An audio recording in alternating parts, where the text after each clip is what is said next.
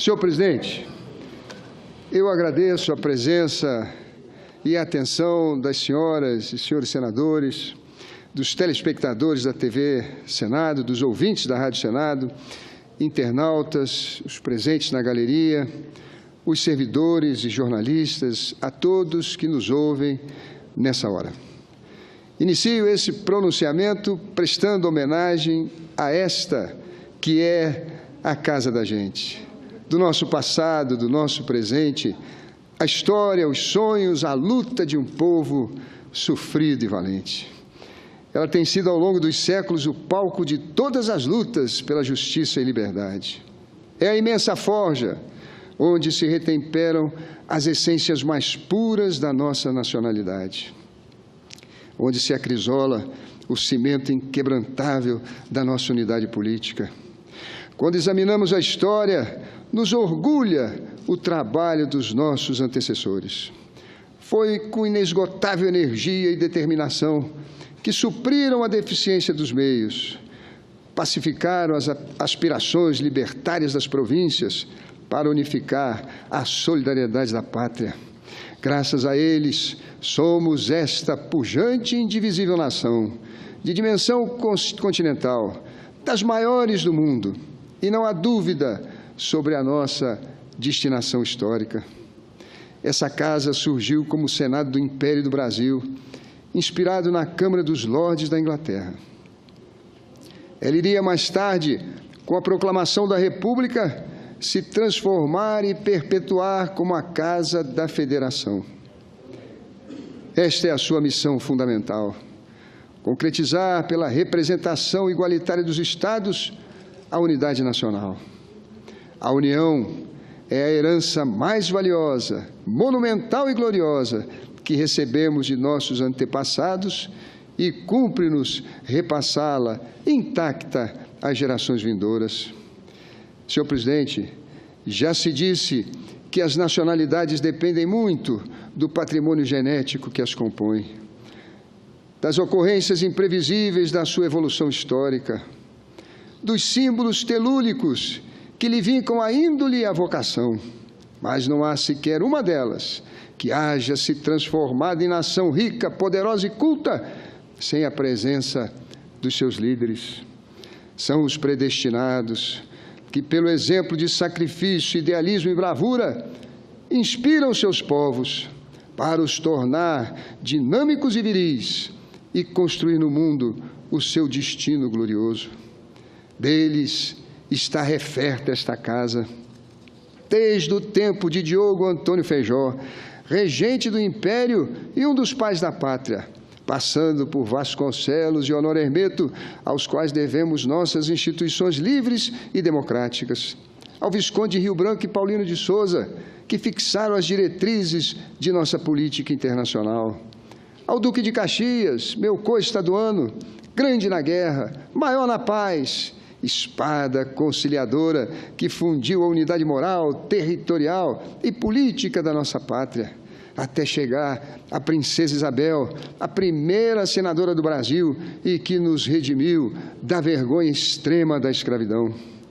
E assim crescemos, e nos fortalecemos, e nos dignificamos, na linha da generosidade cristã, no respeito ao direito, no amor à justiça.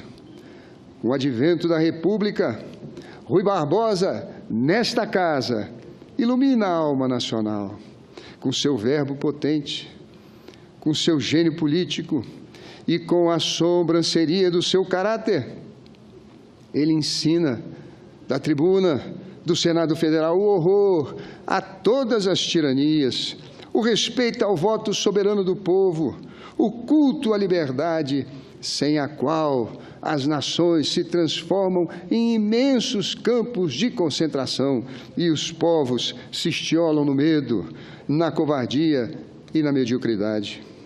Arthur Bernardes, Getúlio Vargas, Juscelino Kubitschek engrandeceram a nossa instituição. O sanjoanense, primoroso como prosador, Lincoln Portela da sua terra, cujos discursos impecáveis ficarão para sempre gravados de maneira indelével nos anais Do Senado, refiro-me a Tancredo de Almeida Neves, que a morte nos arrebatou tragicamente. Mas, se me refiro aos vultos do passado, quero também prestar homenagem aos meus contemporâneos, e o faço na pessoa daqueles que figuram ao longo da história do Senado, como os que receberam do povo o maior número de mandatos: José Ribamar Ferreira de Araújo Costa, Zé Sarney, Álvaro Fernandes, 5 mandatos, Álvaro Fernandes Dias, Edson Lobão, José Agripino Maia, co-estaduando da minha chefe de gabinete, Margarete, ela de Currais Novos, ele de Mossoró, viva o Rio Grande do Norte. Zé Agripino Maia, todos com 4 mandatos, décadas de vidas dedicadas à pátria. Quantas conquistas, quantas vitórias, quantas lutas, quantos suplícios. Falta-me tempo para homenagear outros não menos ilustres, não menos nobres, que aqui serviram e ainda servem, e que sintetizam, no esplendor de suas existências, a expressão cardeal do Senado Federal. Senhor presidente, feita esta respeitosa digressão, volto-me à razão maior deste meu pronunciamento, que é apresentar minha derradeira despedida, o que faço com a alma tomada de emoção e o coração estraçalhado de saudades. Mas não me resta alternativa, senão cumprir a determinação do povo do Rio de Janeiro, que com seus milhões de votos me elegeu para presidir os seus destinos, o destino da cidade maravilhosa. Eles me convocaram em momento de crise aguda. Depois eu gostaria de fazer uma parte. Pois não. Eles me convocaram em momento de crise aguda, diante da qual nenhum homem público, cônscio de suas responsabilidades, poderia se eximir, porque seria uma omissão imperdoável. Assim, hoje me despeço desta casa. Foi um período extraordinário, de experiência de vida que levarei para sempre e que se acrescentou ao patrimônio das minhas lembranças mais caras. Devo tudo isso a Deus e ao povo da minha terra. Foram eles que, por 2 vezes, na sentença inapelável das urnas, contra tudo e todos, que decidiram em pleitos memoráveis a minha vinda e permanência nesta casa. Aqui cheguei como um andarilho bate à porta de uma catedral, e não havia tempo a perder. Cada momento inaproveitado seria um desperdício incalculável. Embora tenha sofrido desde o primeiro pleito injúrias, infâmias, calúnias, decidi que nada iria me tornar irascível ou fazer-me perder a linha da compostura para concentrar toda a energia no que realmente importa, que é servir ao povo. Encontrei na humildade cristã as forças para confrontar e suplantar as maquinações do ódio. Não ocupei, senhor presidente, essa tribuna para acusar, para promover a discórdia, para revidar ofensas. Antes, preferi examinar os fatos, interpretar os acontecimentos, identificar suas causas, defender ideias, princípios, valores. Os mandatos que obtive por honrosa delegação dos eleitores do Rio de Janeiro jamais serviram para outro objetivo que não fosse o engrandecimento da nossa terra e a busca incessante de ascensão social, cultural e econômica do nosso povo.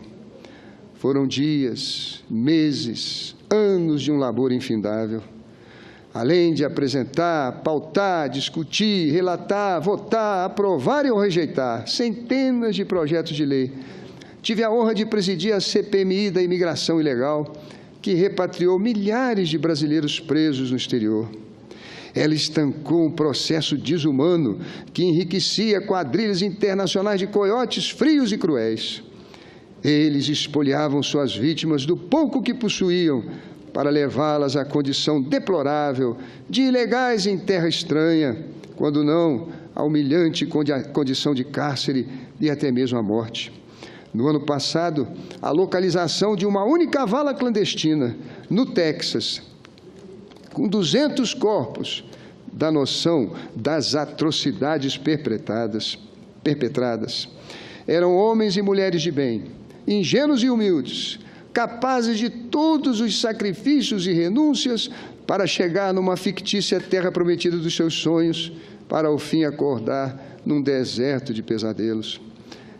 Jamais esquecerei da senhora do estado de Goiás, que numa tarde fria de sábado encontrei em uma prisão em Santo Antônio, no Texas. Ela rompeu o cordão de isolamento, me segurou pelo braço e suplicou: me tire daqui. Mas por que você veio? Indaguei. A resposta foi dolorosa: tenho um filho deficiente. Me disseram que aqui seria doméstica e ganharia $5.000 por mês. Vim juntar dinheiro para deixar alguma coisa para ele quando morrer. Consegui com as autoridades americanas um processo expedito e ela foi deportada. Preveni a imprensa que acompanhou o caso. Depois, assisti pelo noticiário a chegada dela à casa humilde nos arredores de Goiânia e a maneira comovente como o filho deficiente a recebeu. Ele tinha perdido o único tesouro de sua vida que agora reencontrava. Corremos o mundo, dos Estados Unidos ao Japão, passando pela Europa. Fomos nos conscientizar do trágico desfecho de tantos brasileiros. Centenas voltaram conosco para suas famílias, em voos fretados, uma comitiva festiva que cruzava os céus, agora conscientes de que no mundo não há lugar melhor do que a terra em que nascemos. Nosso relatório... Enquanto o senhor respira um pouquinho, será que eu posso fazer uma parte? Pois não, senador. Porque eu tenho um compromisso inadiável com o ministro de Estado. Pois não. Eu só queria registrar que Vossa Excelência nos orgulha de ser membro dessa casa. Que Vossa Excelência teve uma passagem aqui fenomenal, que só fez amizade, leis importantes para o nosso país, méritos como esse que Vossa Excelência acaba de relatar, como foi presidente da CPMI, da questão das prisões ilegais, né?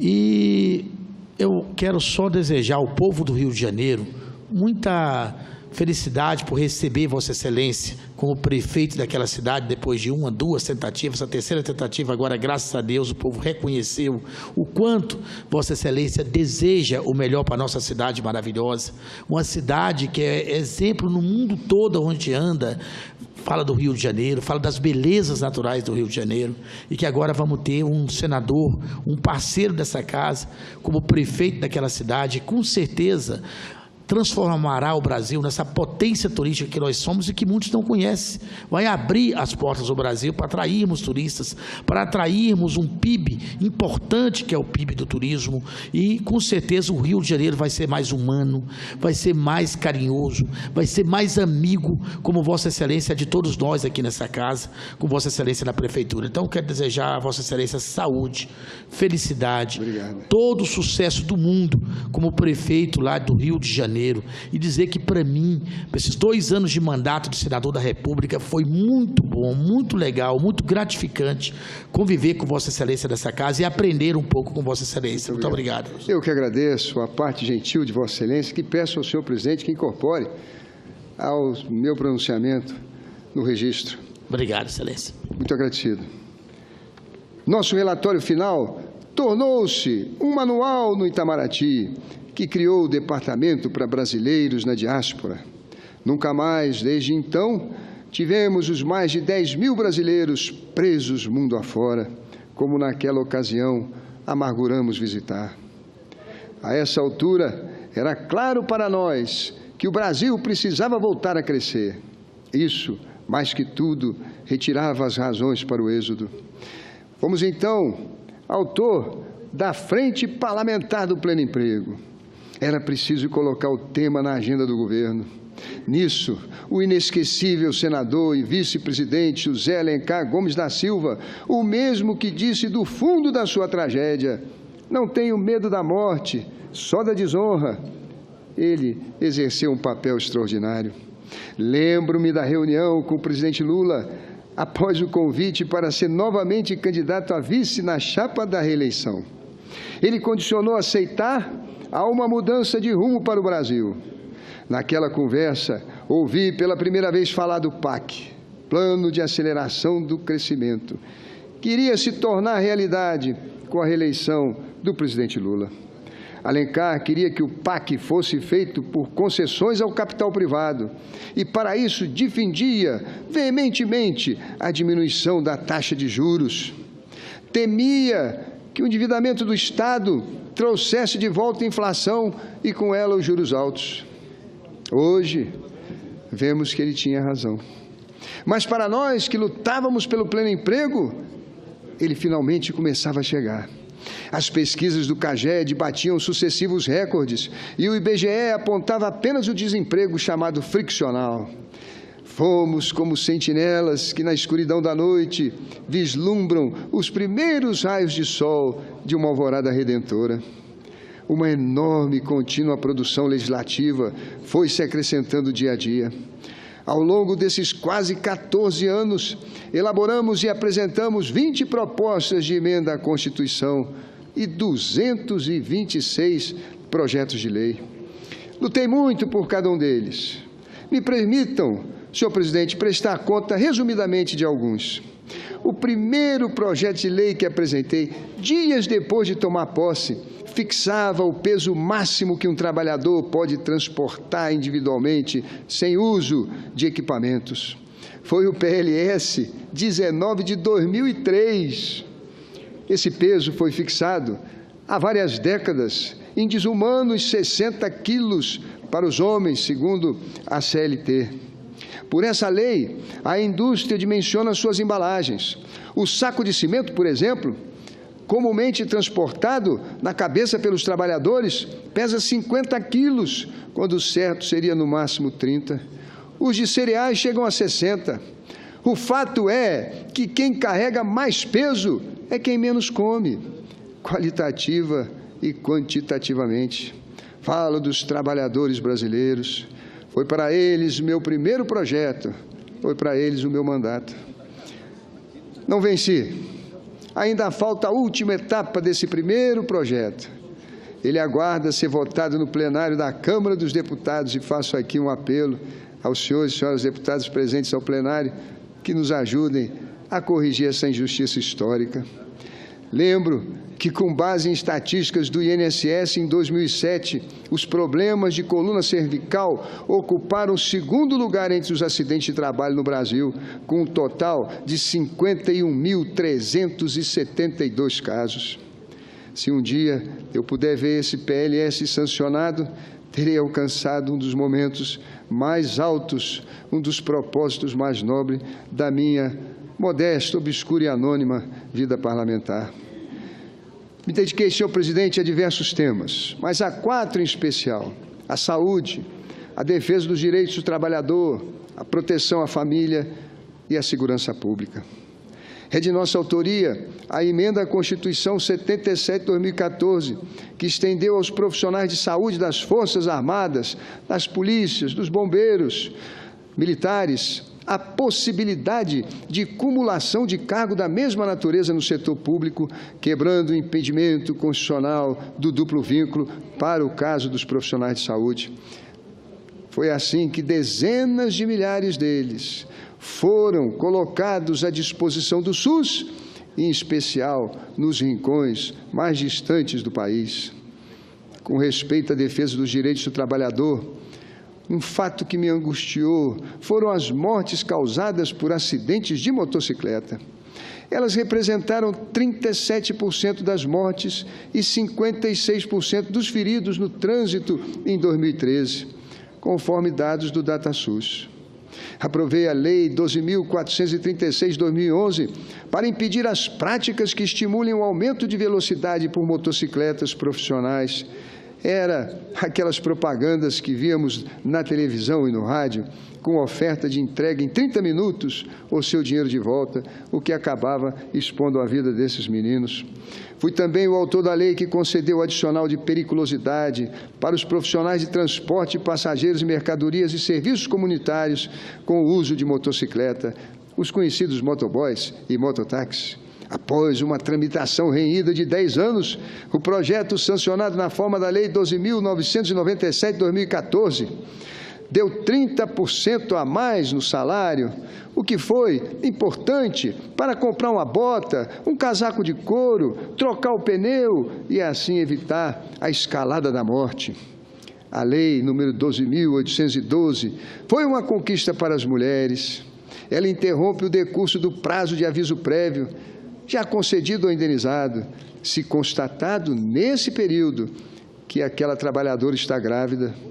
Dessa forma, a gestante demitida volta ao emprego e tem direito de gozar da licença maternidade. Nosso projeto, que fixa o piso salarial nacional dos vigilantes, acabou de ser aprovado pela Câmara dos Deputados no último dia 29 de novembro. Retornou, está aqui no Senado Federal, na forma de substitutivo. Tenho certeza que em breve irá à sanção. O PLS 300 de 2015 fala sobre a terceirização. Há razões pelas quais peço à Casa que opte por ele. Restringe terceirização de atividade fim, veda profissional liberal de figurar como contratante, veda a quarteirização, amplia as garantias do contrato, trata do treinamento terceirizado, da contratação sucessiva, da responsabilidade solidária, suprime a discriminação ao deficiente.